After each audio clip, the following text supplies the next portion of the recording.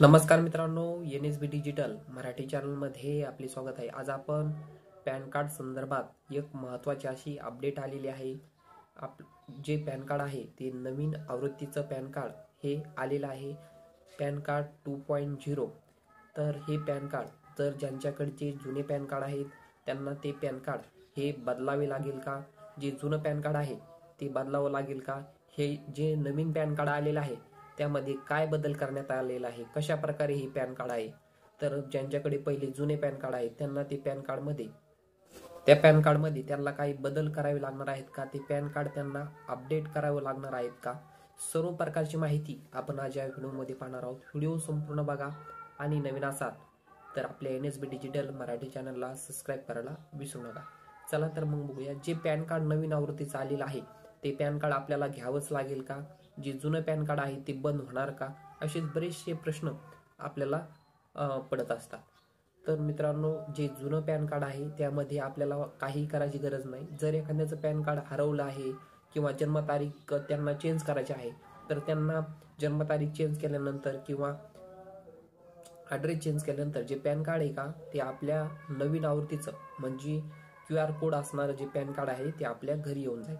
2018 पासून जे येणारे पॅन कार्ड आहेत का ते QR कोड सहितच जे पॅन कार्ड आलेले आहेत। 2018च्या नंतर ज्यांनी पॅन कार्डसाठी अप्लाय केलेलं आहे, ज्यांनी 2018च्या नंतर जे पॅन कार्ड काढलेलं आहे त्यांचे हे पॅन कार्ड QR कोड सहित म्हणजे सिक्युरिटी सहितच हे पॅन कार्ड आलेले आहे। तर ज्यांना पॅन कार्ड 2.0 पाहिजे असेल त्यांनी 50 रुपयाचं एक मासिक शुल्क भरून पोस्टाद्वारे आपण ते पॅन कार्ड ऑर्डर करू शकता।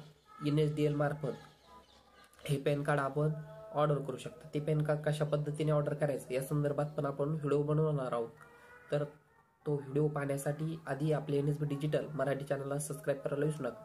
व्हिडिओ टाकल्यानंतर तो व्हिडिओ आपल्याला नोटिफिकेशन येईल सबस्क्राईब केल्यानंतर। तर पॅन कार्ड कशा पद्धतीने आपलं जर पॅन कार्ड हरवलं असेल तर पण आपण ऑर्डर करू शकता। जर आपल्याला नवीन आवृत्तीचं म्हणजे पॅन कार्ड 2.0 ऑर्डर करायचं असेल ते पण आपण ऑर्डर करू शकता। असं आहे की पॅन कार्ड बंद होणार नाही तुमचं पॅन कार्ड लगेच। आता पॅन कार्ड 2.0 आलेलं आहे, लगेच आपल्याला पॅन कार्ड बदलावं लागेल का, पहिलं पॅन कार्ड आपलं बाद होईल का, पहिला पॅन नंबर बाद होईल का। तर प्रत्येक ठिकाणी आपण पॅन कार्डचे झेरॉक्स दिलेले असतील, बँकमध्ये असो इकडे असो, तर आपल्याला तिथून पण चेंज करावं लागेल का, असे बरेचसे प्रश्न आपल्याला येत असतात। तर अशा प्रकारे काही करायची गरज नाही।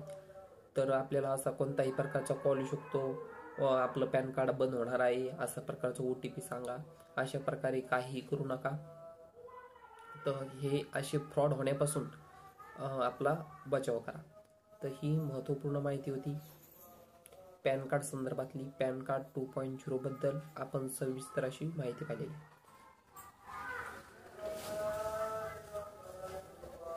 तर पॅन कार्ड 2.0 हे पॅन कार्ड जर तुम्हाला नवीन आवृत्तीचं पाहिजे असल्यास आपण NSDL मार्फत किंवा pan card reprint pan card आपण परत 50 रुपये देऊन हे पॅन कार्ड आपण आपल्या पोस्टाने आपल्या घरी मागवू शकता।